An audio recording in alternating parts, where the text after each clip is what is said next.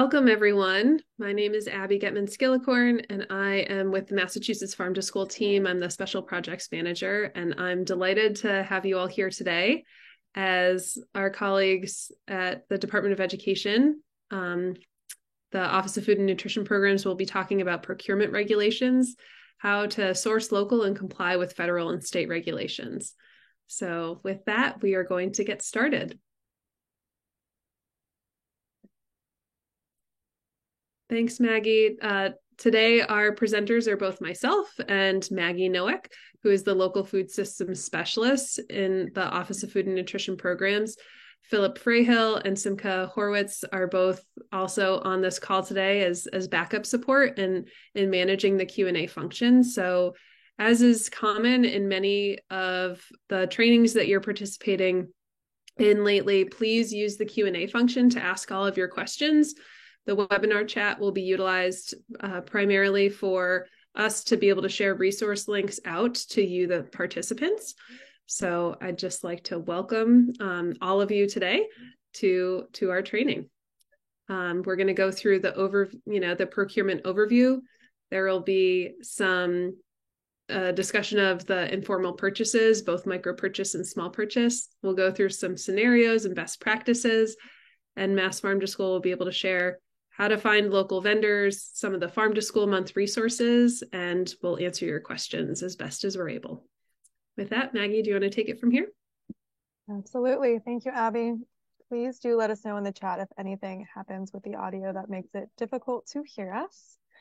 But without further ado, so this is the USDA non-discrimination statement. The statement prohibits USDA agencies, offices, employees, and institutions who participate in USDA programs from discriminating based on race, color, national orientation, sex, including gender, identity, and sexual orientation, disability, or age. And included in the slide is the process to file a complaint if you would like to file one.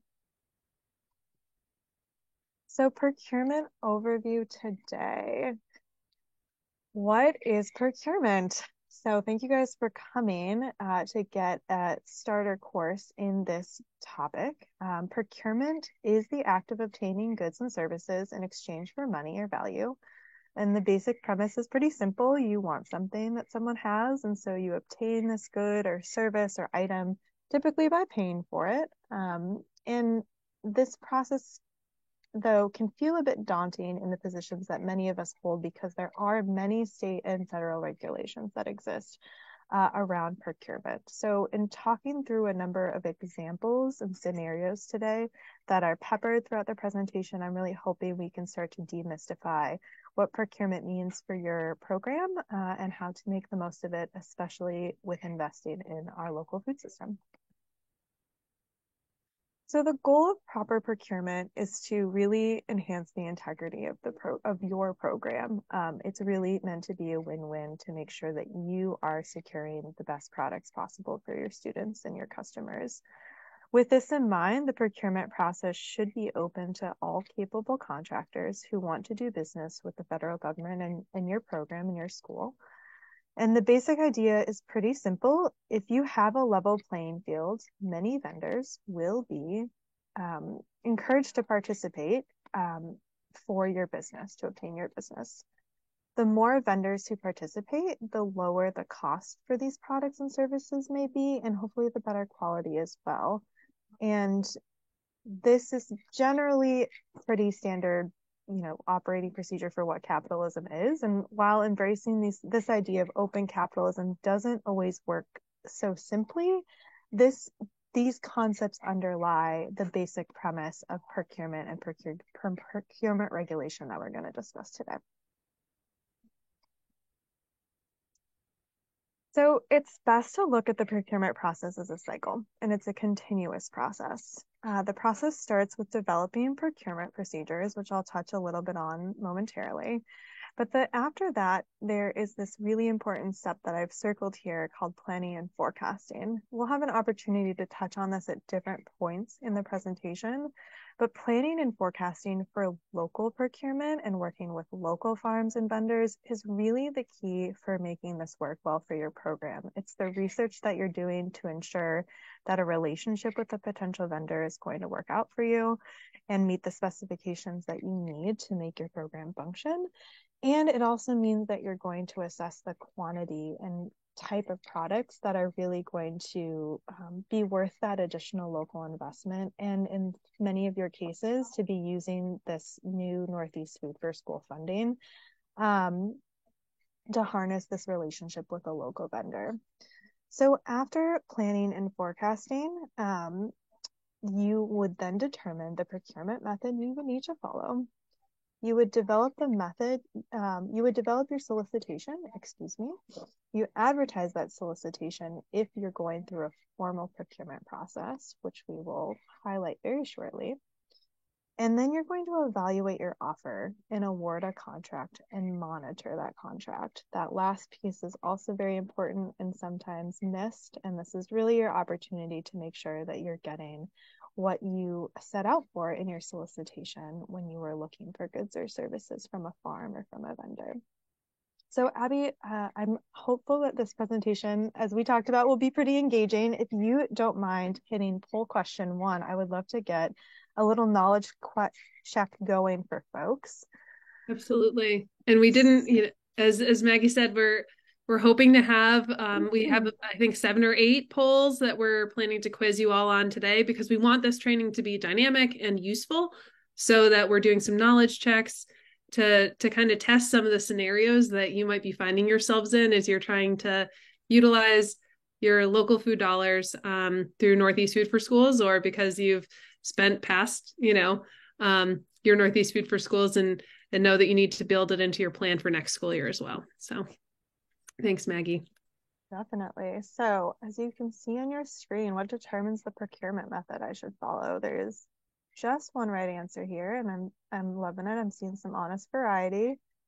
Some folks, size of the district, personal preference, items in procuring, the cost of services and supplies.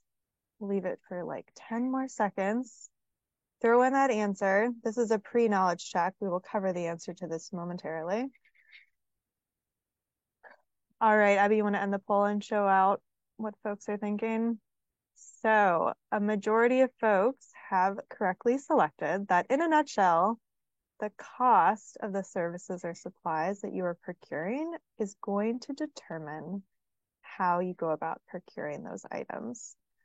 So as a federally funded program, you're required to follow federal, state, and possibly local procurement procedures, depending on which of these regulations is most restrictive. This, on the slide that you see here, is a procurement decision tree. And it's really a tool for discerning, based on the cost of the goods and services you hope to procure, what method of procurement you will need to follow. And that is based on the cost of those goods. And so again, going back to the planning and the forecasting stage, that's why it's so important that you spend some time to really figure out how much you will be spending. And that is in the aggregate, typically in a fiscal year, for the goods and services that you might be procuring, if it is not just a one-time purchase. And so based on the forecasting and planning you've conducted to determine the amount you will be spending, you will first decide whether this contract will be worth more than $100,000. That's the top question in this decision tree, If it does, the procurement would be considered a formal procurement. Within the formal procurement, there are 2 options. There is the IFB, which is an invitation for bid, and an RFP, which is a request for proposals.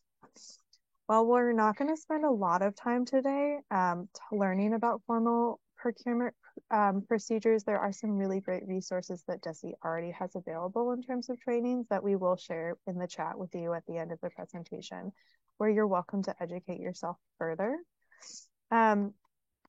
I will say that for formal procurement procedures, one important difference to note between the IFB and the RFP is that an RFP allows you to award a contract based on evaluation criteria. Price still remains the primary factor for awarding that contract in the scoring process, but it's not the only criteria that would be considered in making an award decision. And we will certainly go into the weeds of awarding contracts shortly, but just big picture, that's maybe something to keep in mind when you're discerning between those two different formal procurement procedures. And then whether an IFB or an RFP, all formal procurement procedures must be publicly advertised. So that is quite a difference as well between the formal and informal process. If your purchase will be below $100,000, you will follow one of the two informal procurement procedures, a micro purchase or a small purchase, which I may also refer to in this presentation as an RFQ, which is a request for quotes. We will go into more depth on both of these methods shortly, but if you are looking to reference this decision tree with your team when you're talking about procurement or making procurement decisions, it is available in the security portal in the document and reference library. So regardless of the method of procurement your purchase falls under, all programs should have written procurement procedures and a code of conduct that provides a roadmap for procuring goods and services compliantly. A written procedure and code of conduct should clearly identify the parties responsible for addressing issues that may arise in the procurement process, as well as prohibits conflicts of interest. And there is also a sample of this kind of language that similarly you can locate on the document and reference library in the security portal. In addition to these written standards, in addition to these written standards, you will identify the procurement level that you fall under using the procurement tree. And you must also ensure that all procurement with the exception of the micro purchase, has a written contract once it is being awarded. At the end of that process, as I mentioned in the cyclical cycle of conducting procurement, you're going to be monitoring the contract that you create with your vendor. So the deep dive of informal purchases, which is this side of the procurement tree. So let's dive in. And as illustrated in the procurement decision tree for goods or services worth less than an aggregated value of $10,000, school food authorities have the opportunity to use the micro purchase or the small purchase procedure to conduct their procurement procedure. If the aggregated total in a fiscal year for a set of goods or services from a vendor is going to be greater than $10,000, school food authorities are required to conduct a small purchase procurement. And it's a painless process, which we're going to go over in multiple different ways in this presentation today. But the general premise is that you will communicate your needs to a farmer vendor and solicit a request for at least 3 quotes from 3 possible vendors who can offer that good or service. Unlike the formal procurement process, so the IFB or the RFP, your request does not need to be publicly advertised, and you decide who you're sending your request for quotes to in the small purchase process. And then in terms of making an award, once you receive a response from those vendors, for which you only would be required to receive 1 response, you are going to select the vendor whose response is the lowest cost, but meets all of the specifications that you set out in your communication with the vendors that you are reaching out to. So let's go into a little bit of detail on both of those facets. So first, the micro purchase. So the micro purchase enables program operators like yourselves to make purchases without obtaining a competitive quote, so you do not have to go through the RFQ process. The aggregated value, as I said, of the products within a fiscal year needs to be under $10,000, and there needs to be a level of competition achieved by distributing micro purchases equitably among qualified suppliers. So let's look at an example very quickly. So in this example you see on the screen, I'll let folks kind of read it themselves. But to summarize, there's a school district that has been awarded Northeast Food for School funds, and they'd like to make one big purchase of fish, of pollock. They're going to buy a frozen product, and it's going to be available for them throughout the month of May in honor of the harvest of the month, celebrating fish recipes. So the district decides to go ahead and make this purchase, which is just under $7,000, using a micro purchase. And based on the information you've learned so far about a micro purchase, and Abby, if you don't mind popping up the next poll question, does this district follow the correct procedures by conducting a micro purchase with everything that you know about this scenario? We'll just give it a couple seconds, excuse me. Yep. So most people are feeling like yes. A couple of folks unsure, not sure. Awesome. Give it a couple more seconds.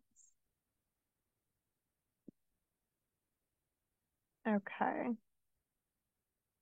Cool. Great. Yeah, Abby, if you want to go ahead and share out. So most people are feeling like yes, and I would have to agree with you. So I think that this, excuse me, is a really good example of a micro purchase. It is a one-off purchase for a specific product within a specific time-bound amount of time, and the total amount spent in aggregate is less than $10,000. So the district is in compliance for conducting a micro purchase, and I think this is, a really easy, simple way to think of a great opportunity for leveraging the micro purchase as a tool for your district if you have a very specific one-off purchase that you're thinking of making that's under $10,000. That's, also following the requirements under the Northeast Food for School grant, and you would like to leverage your funding this way, this is a great opportunity for that. In cases that may not be so clear-cut, we have the second tool for procurement, which is the small purchase method. So in a small purchase, you are able to purchase goods and services up to the amount of $100,000 in a fiscal year in aggregate. So across all of the purchases that you might make with one vendor. And competition is obtained by creating requests for quotations, requests for quotes. And you're going to do this by communicating with at least 3 vendors or farms in most cases. And these vendors or farms need to be suppliers that can really supply what you are asking for, right? You're not going to ask a fishery to be supplying your next blueberry order for your district. But you're going to be in the planning and research phase of procurement, doing some research about local vendors in your area that can supply what you're looking for. You're going to communicate with those vendors consistently, the same communication about the needs that you have for making a purchase. And you will request quotes, price points for these items. And I'll show you a couple of samples of what that might look like in the next few slides. And once you receive your responses based on the deadline that you set, you can make the decision based on the responses that you receive, which again, only required to receive one response. Especially as long as you leave your ability to receive a response open until the deadline that you set, you are able to award a contract based on the lowest priced farmer or vendor that comes in with the supplies that you need and meets your requirements that you set out in your communication. And so this process is much less rigorous in many ways from the formal method of procurement, which is those IFBs and those RFPs. And as I mentioned before, you are really setting the terms for who will have the opportunity to apply for your business and who will be sharing information with you regarding the products that they have and what their price point will be that you will be making a purchasing determination on. So this request for quotes, they should be clear, concise, and specific, and they can also be short, right?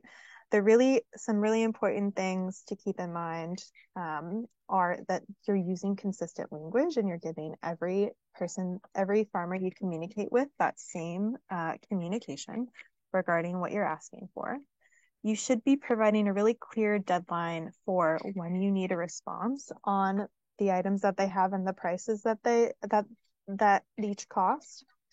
And you should also have a timeline for questions regarding when you will receive questions and be able to answer them by. And you'll see some language in a moment of what that language might look like.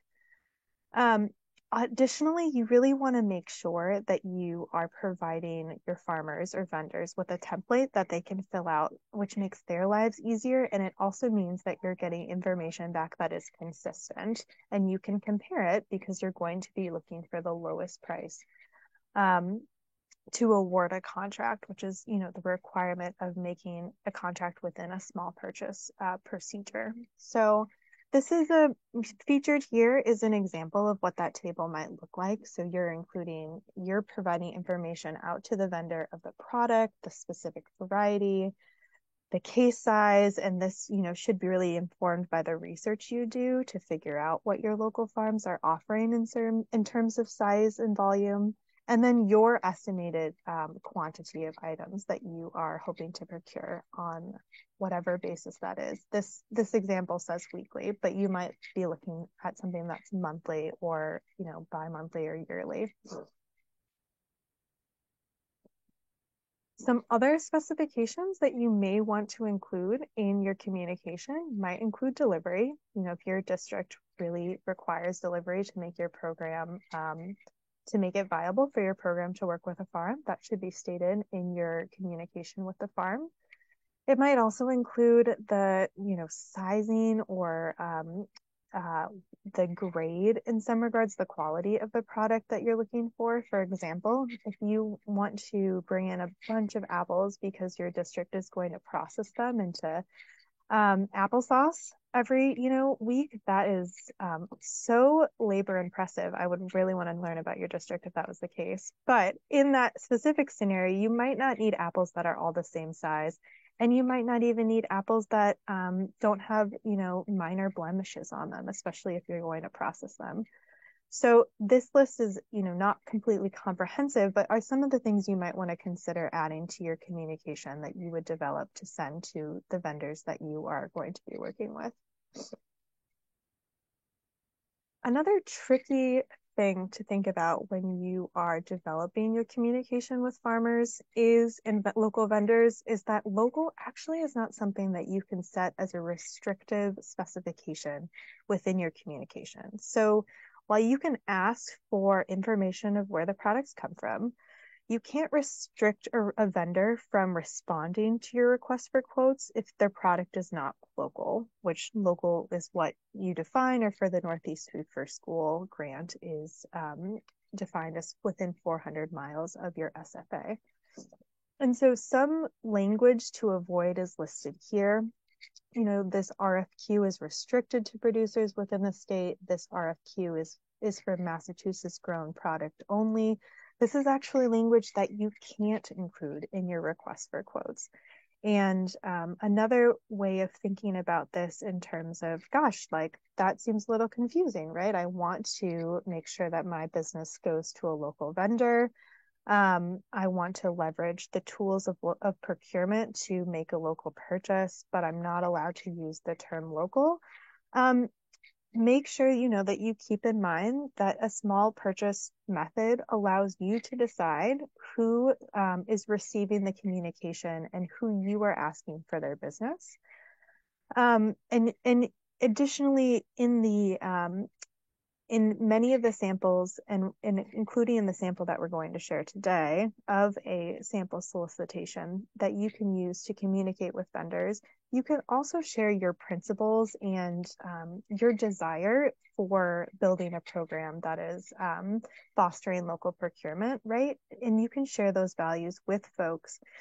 They can't be used to say that a vendor is not allowed to apply if that is not the product that they are offering, but it is a way to set some language around your priorities.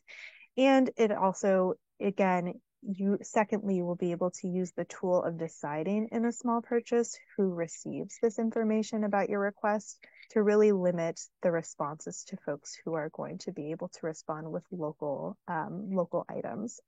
The important thing about a small purchase is doing that extra research piece to make sure that you're sending your quote to a farm that is in fact growing their own zucchinis and not buying them in from a farm far away.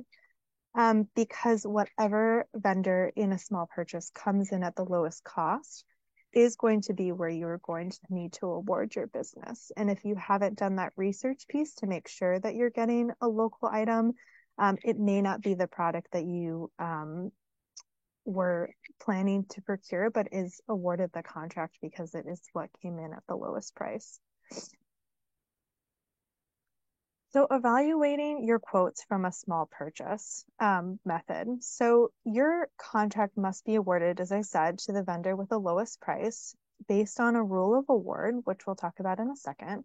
And there's two facets of making your evaluation of the quotes that you get.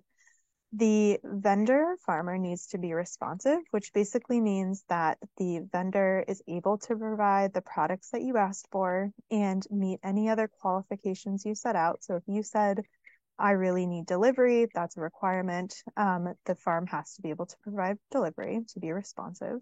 And they also need to be responsible. So they need to be able to fulfill their contracts, and they need to, have done business with a school example or an institution before and know what that commitment looks like.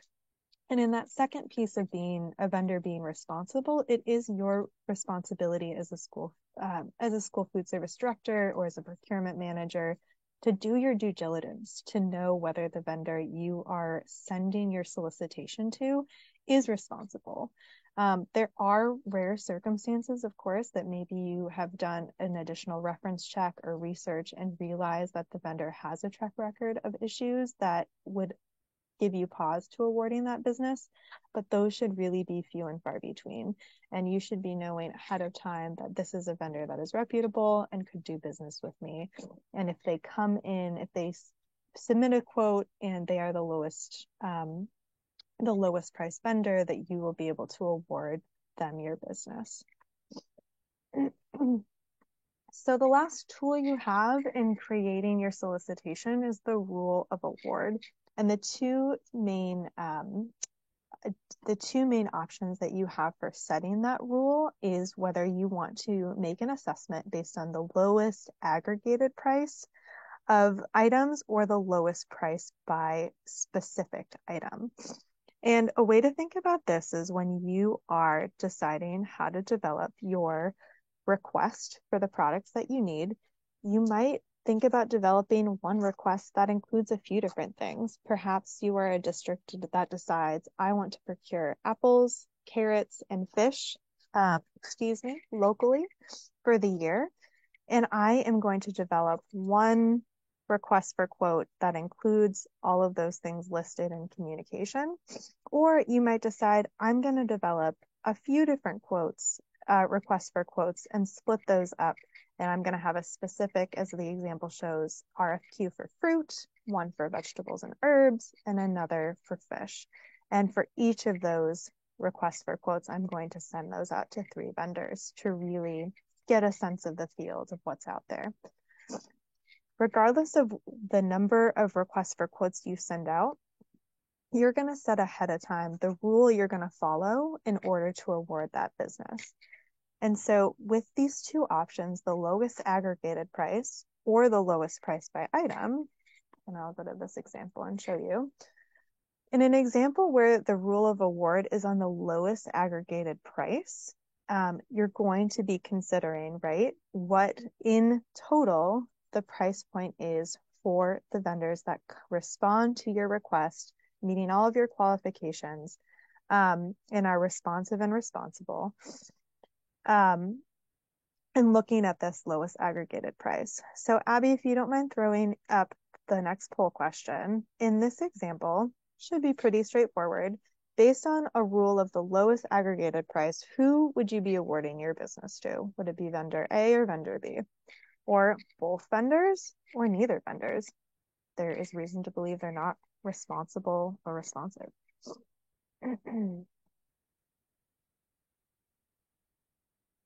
Seen a vendor A from most folks. All right, some consensus building. Well, we got some both. All right, all right. Let that go for just a second longer.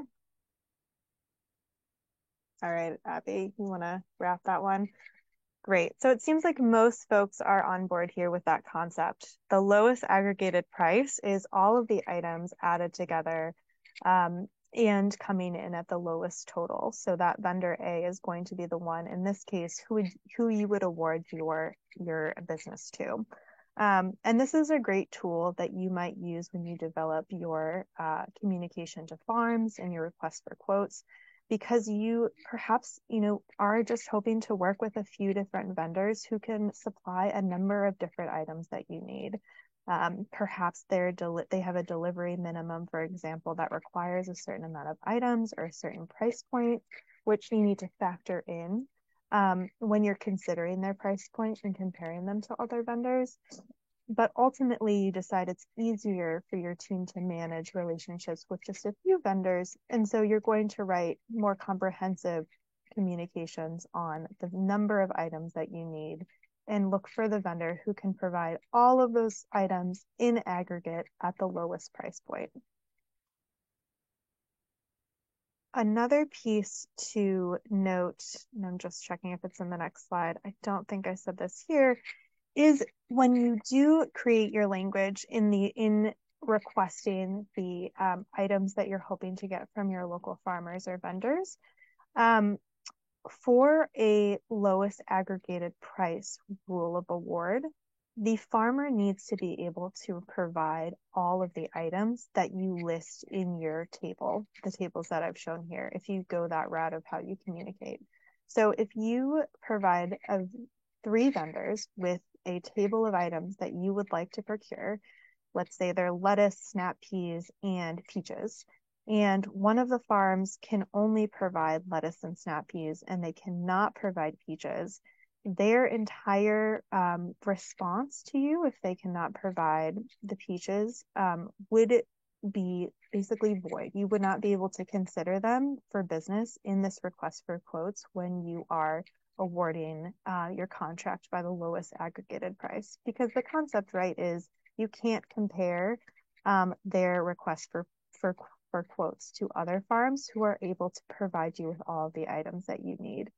And so again, going back to that planning and forecasting, it's so key. I can't emphasize it enough. You really do want to get a sense from the farms that you're going to communicate with about your business, what they have in stock, or what they have in season, and what is going to be available for you to purchase, so that you can develop a request for quotes that they can respond to in a responsive way. You don't want them to be taken out of the running for your business because of a technicality in your communication on your request for quotes. So in this next example, great. So very similar here. The rule of award in the second option is the lowest price by item. And Abby, I'll just let you go ahead and throw up that second question here. I think this concept is pretty simple one, so I won't belabor it. But the second option you have is to state that your rule of award is by the price of a specific item. So, okay, Maggie, I think you need to advance the slide.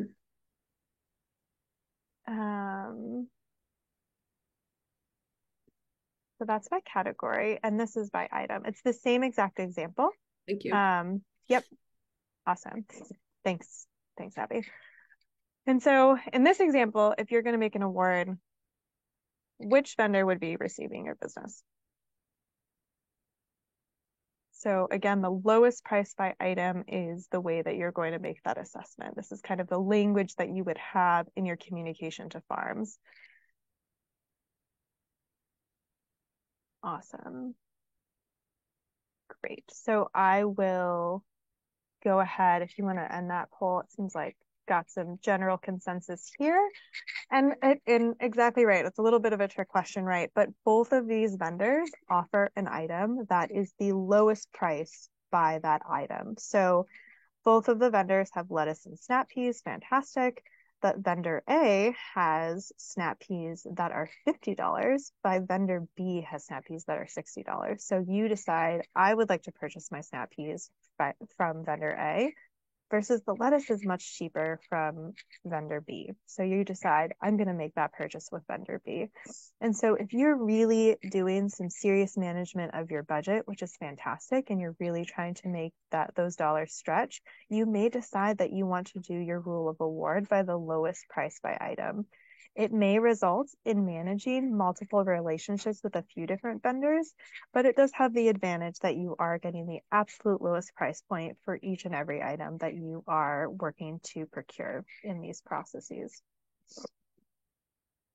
Thanks, Abby. And then last but not least, you could also consider, if you are really going to develop a communication on your local procurement needs, that it's all encompassing in one, perhaps not all encompassing, but is in a more comprehensive communication that includes a few different items that are all in different categories. You may develop a table that looks a little bit like this, where you have a vegetable category, a fruit category, a dairy category, and you award the contract to a farm based on the price within a category. Something to be careful with here, again, when you design your RFQ, if you decide to go with a larger, more comprehensive communication on the different items you need, is that a farm is going to need to be able to provide all of the items in a specific category, so that again you can compare category to category within your different vendors to make sure that you award to the lowest vendor. So a quick example is, if I write my request for quotes, and in the dairy category, the 3 farms that I have can provide, both cheddar and yogurt, but the 4th farm cannot provide cheddar, they can only provide yogurt, that farm would be taken off consideration for being awarded in that category, your business. Even if their yogurt price, is that what I said they didn't or did have? Whatever they have, even if that item is much lower cost than the other items.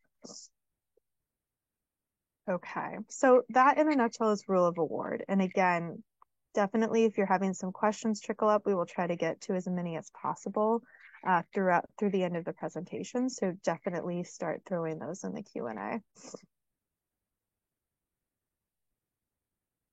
And then contracts. So the contract is legally ensuring your commitment to your is legally ensuring your commitment to your procurement relationship, and it provides a record of your term.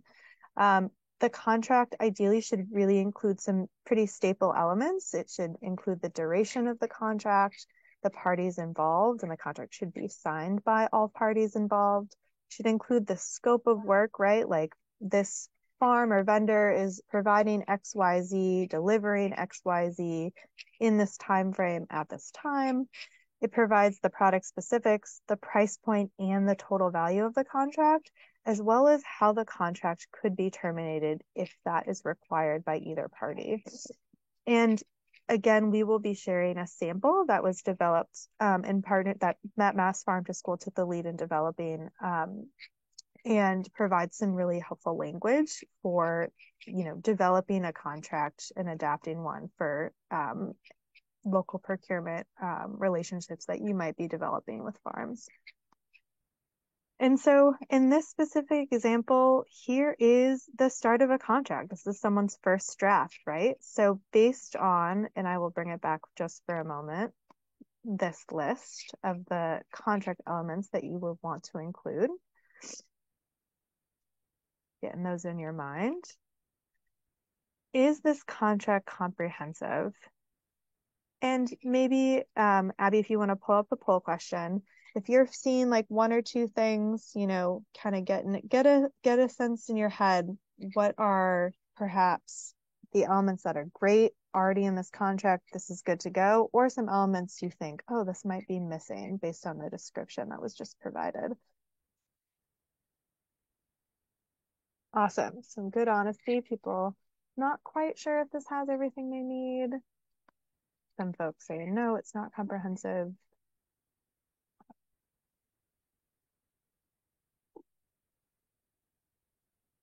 Great.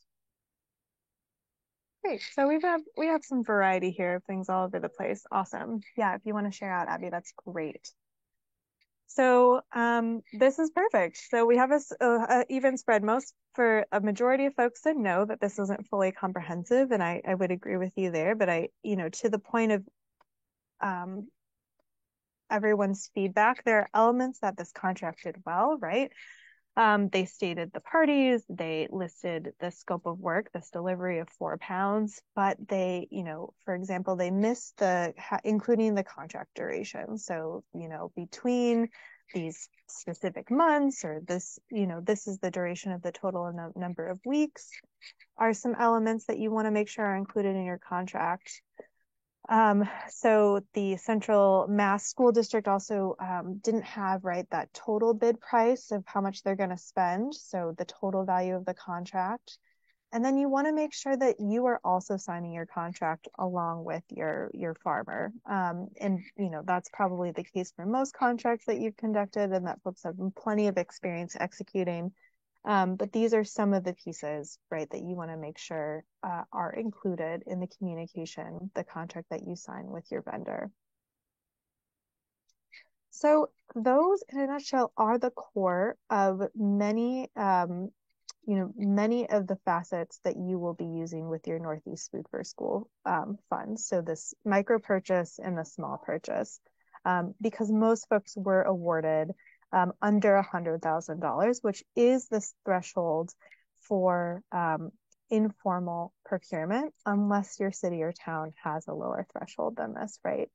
And so with that, I'm going to take an opportunity to go through a couple of specific examples, procurement examples, with the time that we have remaining, to hopefully give folks a sense of how does this work in action.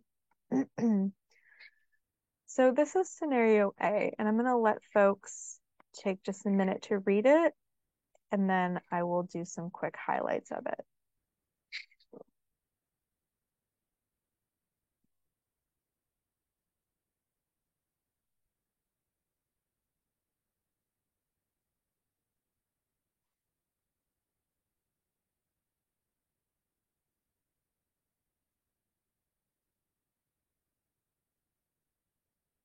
So hopefully people had a chance. So basically the premise of this example is that there is a district, they make a one-off micro purchase of apples for a really huge event that's under the $10,000 threshold. And they decide, man, I think we want to keep procuring apples. It was such a great success. They do their research. They figure to buy local apples for the majority of the season, that they're available in Massachusetts, it's going to be over $10,000, probably between 30 and 60K. And so they need to conduct a small purchase procedure. This is the communication that they are sending to their vendors. So quick highlight here, this is some real positives that I already just want to, flag for everyone on the call about some things that are going right in this RFQ communication. They've provided this standard table for everyone to fill out, which is great. You'll also see here they list the number of cases and the case size, the specific type of apple, the time frame, right? That scope of work and that time frame that they're going to need the apples for. They list delivery.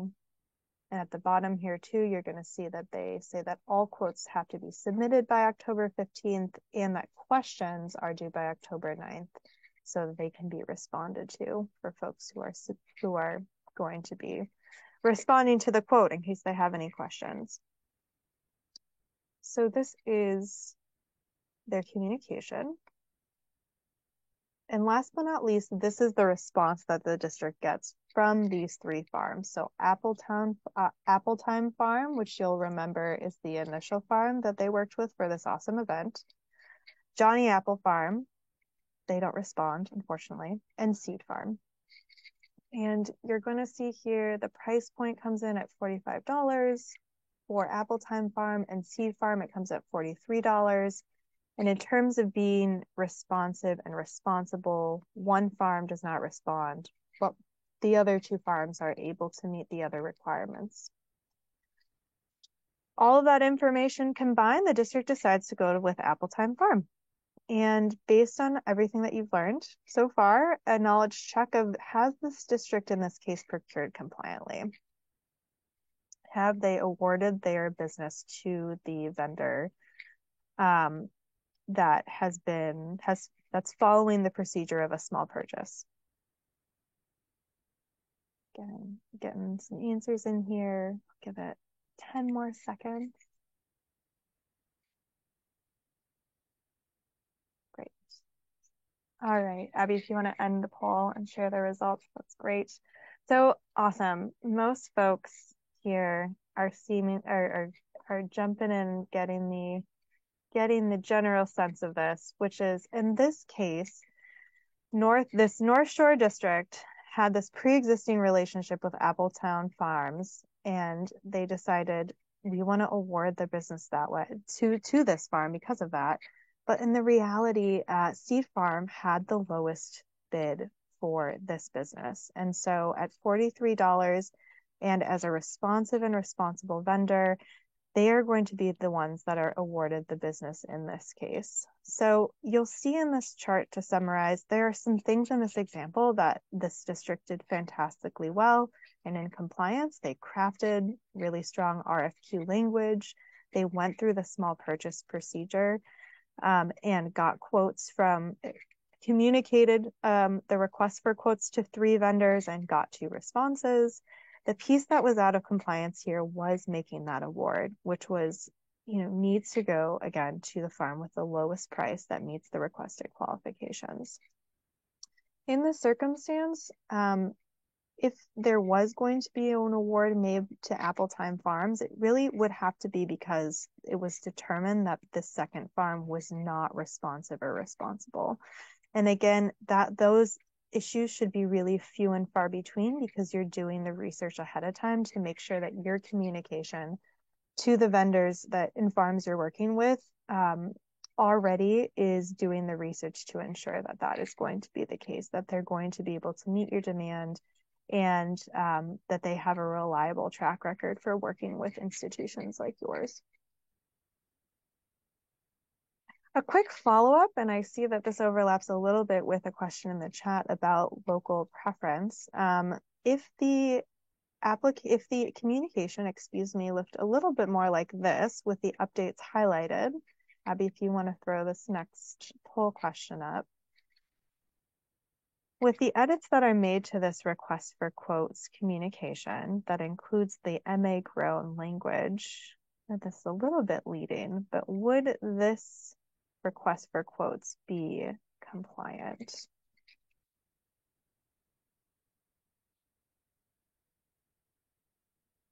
Awesome. Great. Got some good responses there. Thanks, Abby. We can turn that one over. So in this case, as we talked about, local is not able to be used per regulation as a product specification that eliminates vendors or farms from responding to a request. There is the opportunity to use geography, as a preference, but that process does require some really careful and thoughtful wording in your request for quotes process.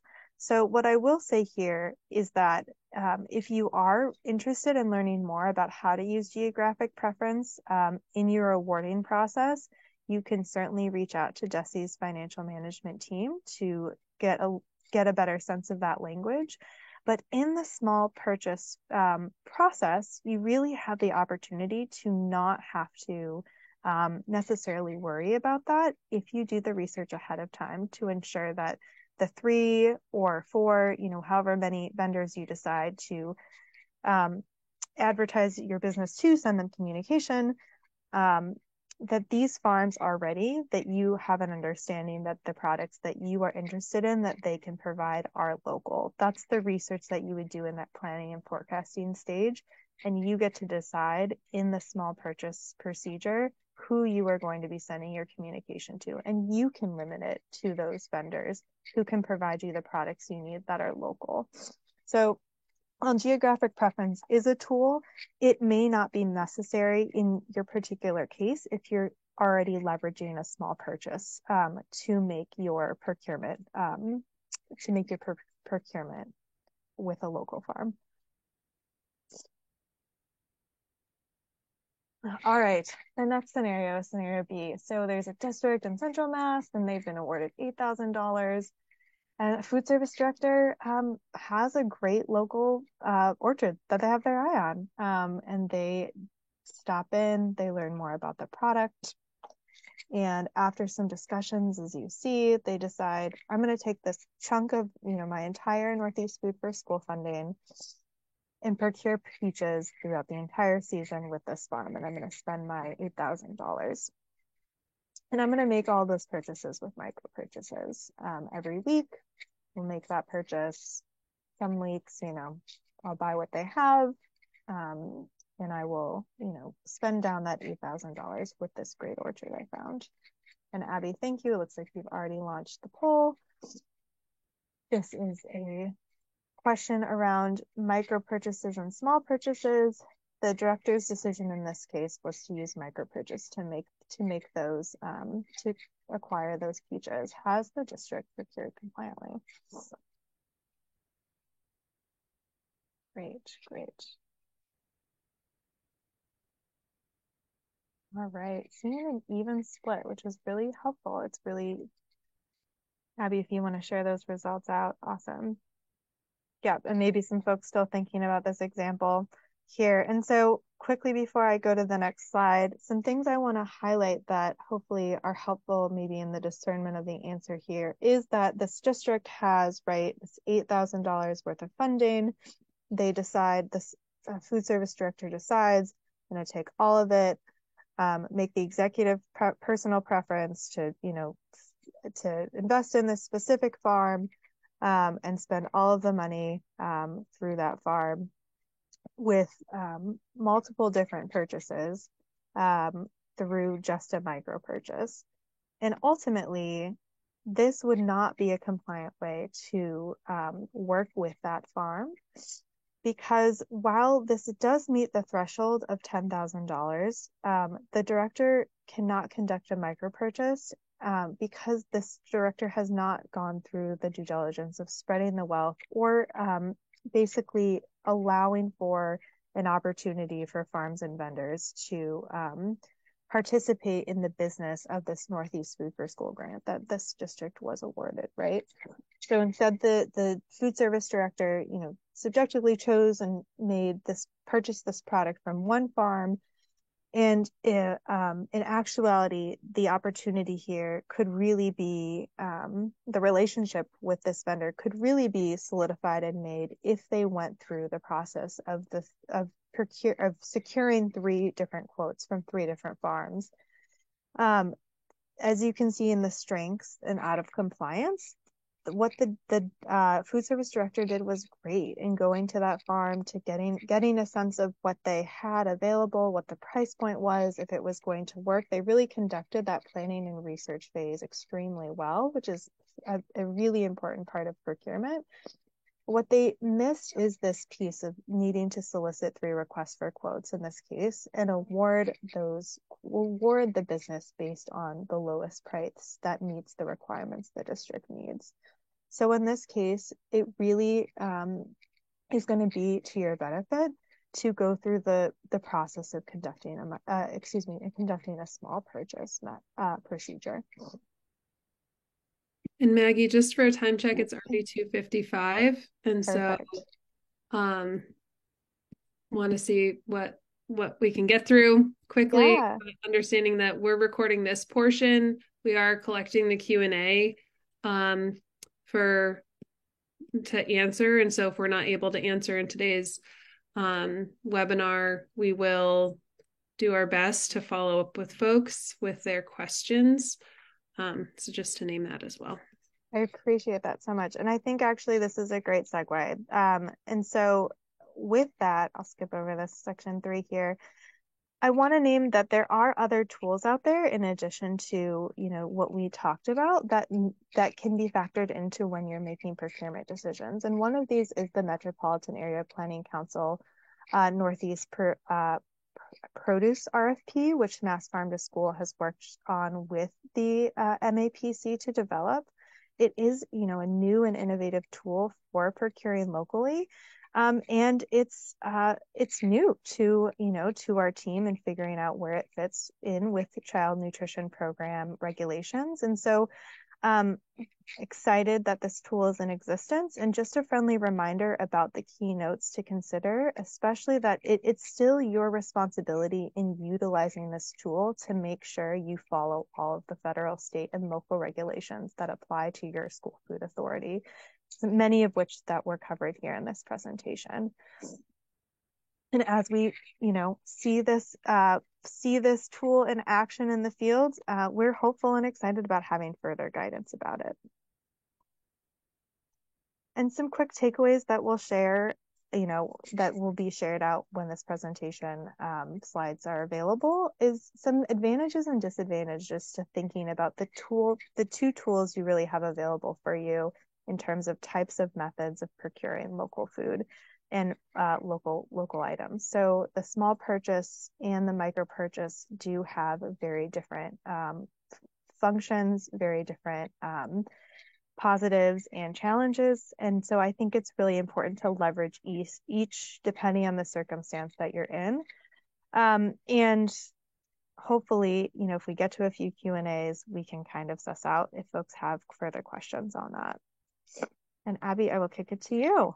Great. So just as a note, folks, it's National Farm to School Month. So we do have a media kit available. Hopefully you all received an email about it already, and Desi has mentioned it, but just so you know, you can use your phone to click on the QR link, and I will also be dropping the link in the chat next. And there's so these social media templates that you can customize for your schools, as well as the tags to loop Mass Farm to School in, so we can make sure you're getting more attention to your awesome programming. Next slide.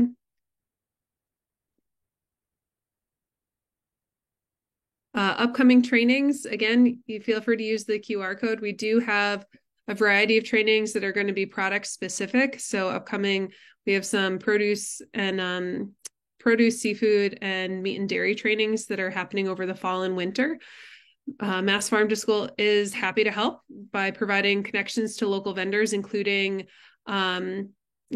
connections to support RFPs or requests for quotes. Like Maggie's been going over kind of the request for quotes. Some of the questions are, all right, who do I send these requests to quotes to? So we're happy to help with that. We are working to see how Mass Farm to School can continue to support collective RFPs like the Northeast Produce RFP that was conducted with MAPC. So stay tuned for more. And we are also working on developing some strategic planning to help you maximize local procurement. So if you are able to take our final assessment survey, if you are interested in supporting or getting support for strategic planning around your local procurement, we'd love to know that, so that we can continue to work with you on tools that are useful for all of you. Next slide.